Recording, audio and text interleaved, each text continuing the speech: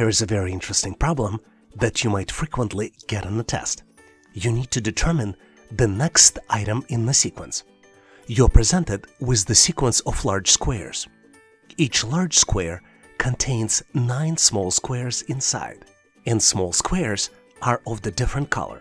You need to determine next item in the sequence, and you have 4 different choices.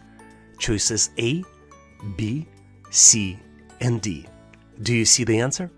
Give yourself 10 to 15 seconds, maybe longer, maybe 20 to 30 seconds to see if you can come up with the solution. Did you figure it out? Let's go ahead, move forward to get to the correct solution together.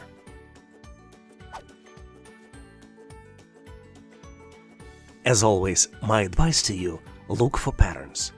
And determining the pattern is key to solving this particular problem.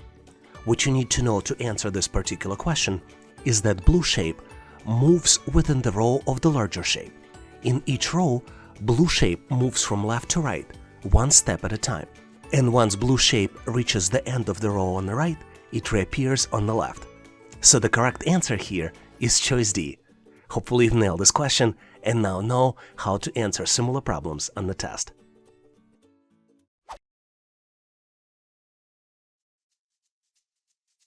Here's an example of excellent problem that you frequently see on the test. You're presented with the series of shapes, and you need to determine which of the following shapes comes next in the sequence.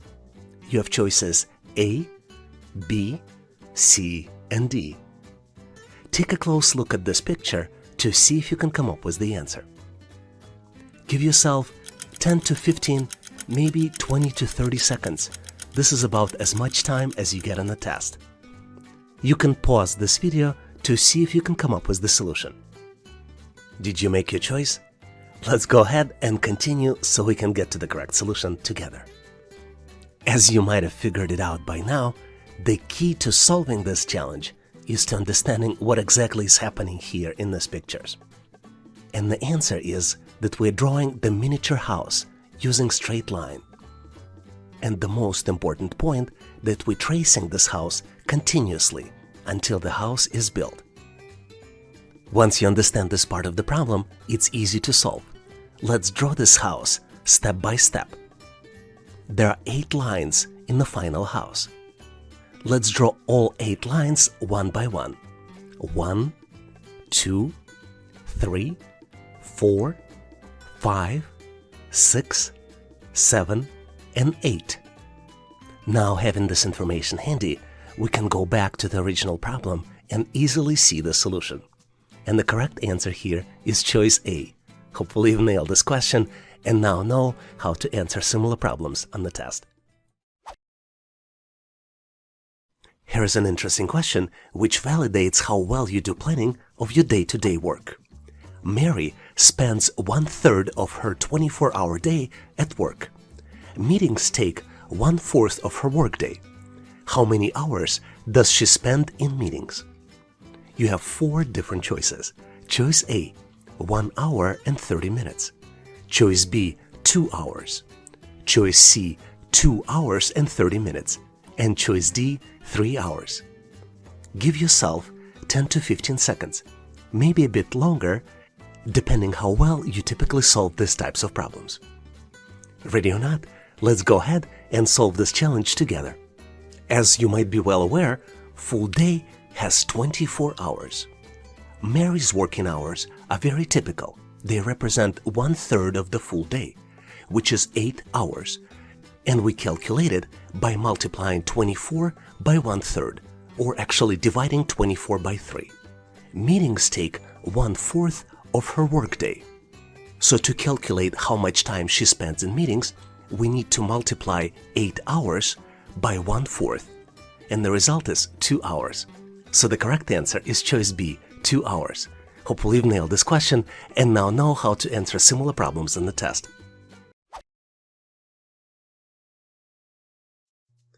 Here's an interesting question you may need to know not just for the test, but also if you're trying to rent the house. 5 college students together rented a house. One of them decided to move out earlier, and now their rent would be $260 higher for each remaining tenant. What is the cost of the total rent, considering the rent is shared equally among students? And you're presented with 4 different choices. Choice A, $5,200. Choice B, $3,120. Choice C, $2,600. And choice D, $2,340. Give yourself 20 to 30 seconds. Maybe pause this video to see if you can come up with the answer on your own. Let's go ahead and solve this challenge together. One of the easiest ways to solve this challenge is to create a formula. Let's start by defining a variable, and we will define this variable as S, which would represent an initial split rent for 5 students. So, using this formula, we can calculate the total house rent as 5 multiplied by S, which means that after 1 student left, the total house rent could also be calculated as 4 multiplied and then the value in parentheses S plus $260. Using both approaches, we can create an expression. 5 multiplied by S equals 4 multiplied and then the value in parentheses S plus $260. Once we simplify it, we'll get to the equation 5S minus 4S equals $1,040, which means that the S equals $1,040, which represents initial 1 student rent. To calculate total house rent, we need to multiply 5 by $1,040 and the result will be $5,200. So the answer is choice A, $5,200. Hopefully you've nailed this question and now know how to answer similar. Here's the cool question that you frequently get on the test. Kate has $33, which is only 20% of the cost of shoes that she would like to purchase. How much do the shoes cost? And you're presented with 4 different choices. Choice A, $66. Choice B, $99. Choice C, $150. And choice D, $165. Can you calculate the answer? Give yourself 10 to 15 seconds, maybe 20 to 30 seconds, depending how well you are with math and percentages. Ready or not, let's go ahead and get to the correct solution together. The answer to this problem is very simple. $33 is 20% or 1/5 of the shoe's price. So the total cost of the shoes would be 33 multiplied by 5, which would be equal $165. So the correct answer here is choice D, $165. Hopefully you've nailed this question and now know how to answer similar problems on the test. Here's the cool simple question, which is frequently used to test mental math capabilities. There is an unknown number you need to determine. 1 was added to this number, then 2 was subtracted from the result, and then it was multiplied by 3 and then divided by 4. The result is 6. What is the unknown number? You have 4 different choices. Choice A, 6. Choice B, 8. Choice C, 9. Choice D, 12. Can you determine the answer? Give yourself 10 to 15 seconds, maybe 20 to 30 seconds if you need more time. Ready or not, I am going to continue, reveal the correct answer as well as solution on how to solve these types of challenges. The best way to solve these types of challenges is to reverse the calculation by solving the problem backwards. So what we can do, we can multiply 6 by 4, then divide by 3, add 2 and subtract 1. And the result of these calculations is 9. Let's check to make sure it's correct, which is another good idea to do on the test. Let's put in parentheses 9 plus 1 minus 2, close parentheses, then multiply the result by 3, divide by 4, and the result will be equal to 6. So the correct choice here is choice C, 9. Hopefully you've nailed this question and now know how to answer similar problems on the test.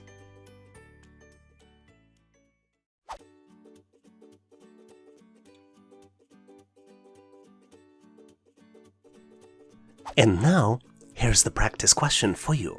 You need to calculate which item comes next in the sequence. You're presented with the series of numbers 2, 10, 30, 68, 130, and you need to calculate which number comes next. You have 4 different choices. Choice A, 216. Choice B, 218.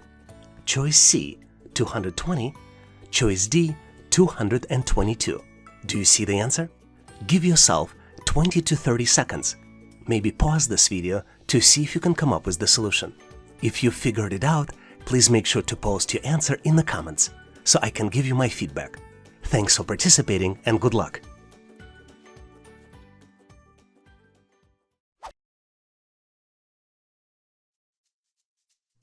There is a very high chance that you will see this type of question on the test. You're presented with 3 by 3 matrix. This matrix contains different shapes inside. In our case, the matrix contains triangles, pentagons, and cubes. You have 2 spaces that are missing the shape, and you need to select from 4 possible choices. Choices A, B, C, and D. Do you see the solution? Give yourself 10 to 15 seconds. Maybe give yourself 20 to 30 seconds. Most likely, you will not get any more time on the real test. Ready or not, let's continue and get to the correct solution together. To solve these types of challenges, my advice to you is always look for patterns. And there are multiple patterns present here in this particular challenge. If you will detect and will use at least one of the patterns, you will be able to find solution to this challenge. The first pattern is that the shapes lines are in order 3, 6, and 9 lines. Let me clarify. Triangle has 3 lines, pentagon has 5 lines, and cube has 9 lines. Second pattern is that the small circle inside the shape alternatively rotates from being inside the shape to being outside of the shape. And then the last but not the least pattern is that the black circle outside of the shape also changes its location. So if you follow the pattern and look closely at the possible choices, you will calculate that the correct answer to this challenge is choice C. Hopefully you've nailed this question and now know how to answer similar problems on the test.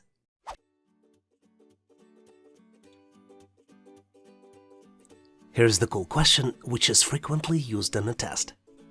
You're presented with 3 expressions. Circle with the dot inside plus another circle equals 48.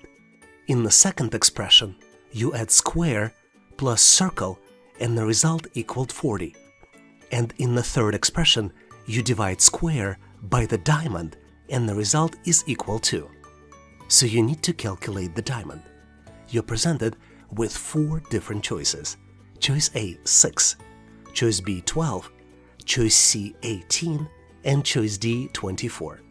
Can you do the math? Give yourself 10 to 15 seconds. Maybe 20 to 30 seconds, depending how quickly you are with the math. Ready or not, I am moving forward and going to reveal you how to do the calculation and solve this particular problem. If you think about it, the symbols that are presented for this problem are no different to x, y, and z that we're so used to in math. So let's look at the first expression from that standpoint. You see that the value of circle can easily be calculated. We do it by dividing 48 by 3, and the result is equal 16. So circle with the dot inside equals 16. In the next step, we need to calculate the square. Square equals 40 minus the circle, which equals 40 minus 16, and the result equals 24. And in the last step, we need to calculate the diamond.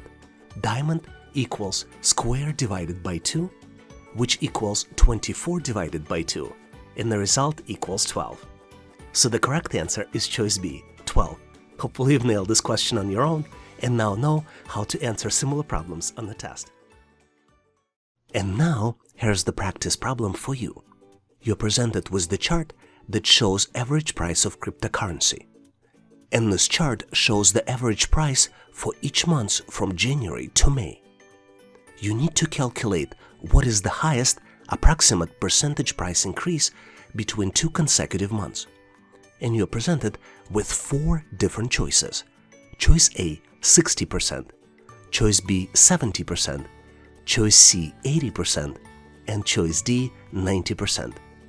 If you know the answer, please make sure to post it in the comment section of this video so I can give you the feedback. Thanks for participating and good luck! Here's a cool question which you frequently see on the test.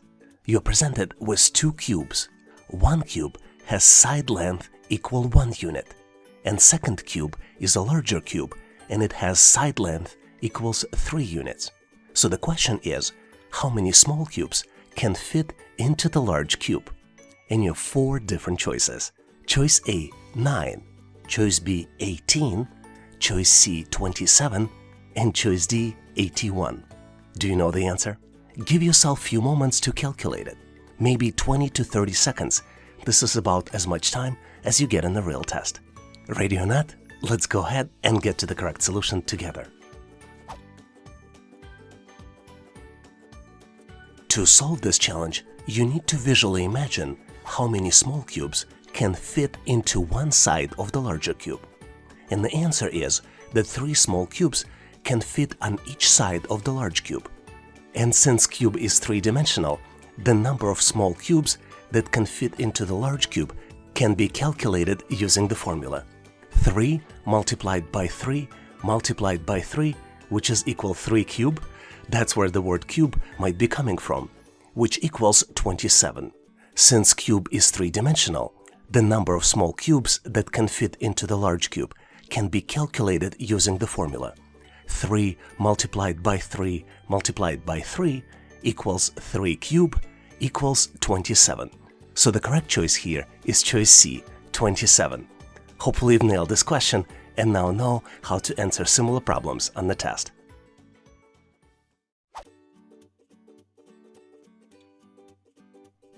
It is almost guaranteed that you will get a question like this on every test.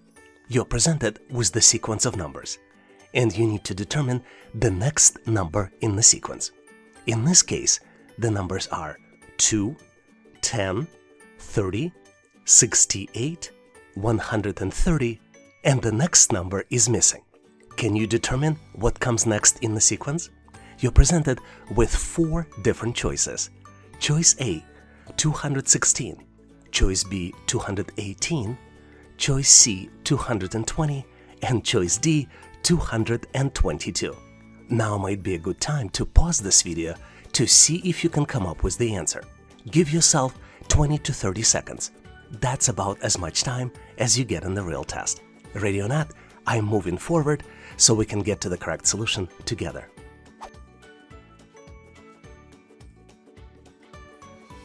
When dealing with sequence questions, my recommendation to you is always look for patterns.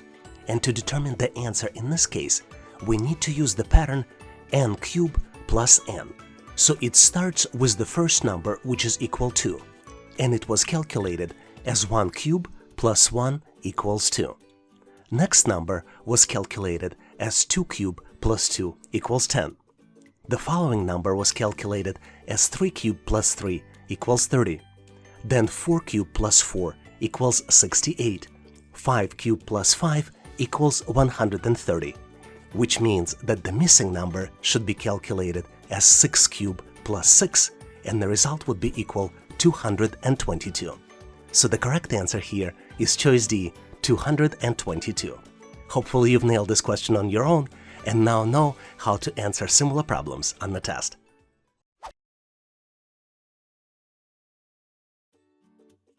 Here's one of my favorite questions, and it is my favorite because it is so unusual. You are presented with the pyramid. Pyramid contains 5 different layers. If we go from the top to bottom, you have a question mark. This is the number that you need to uncover. The next layer contains numbers 24 and 28. Layer below this contains numbers 10, 12, and 14.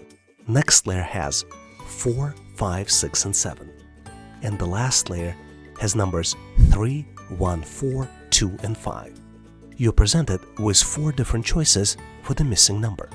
Choice A, 55, choice B, 56, choice C, 57, and choice D, 60. Do you see the answer?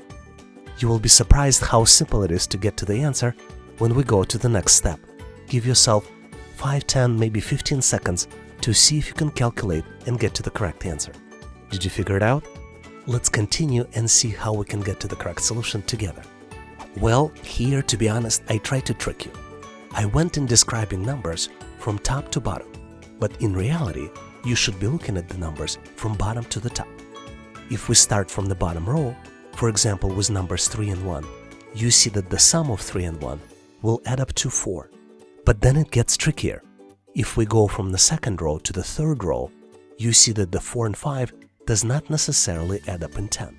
4 and 5 adds up in 9, and then you need to increment it by 1.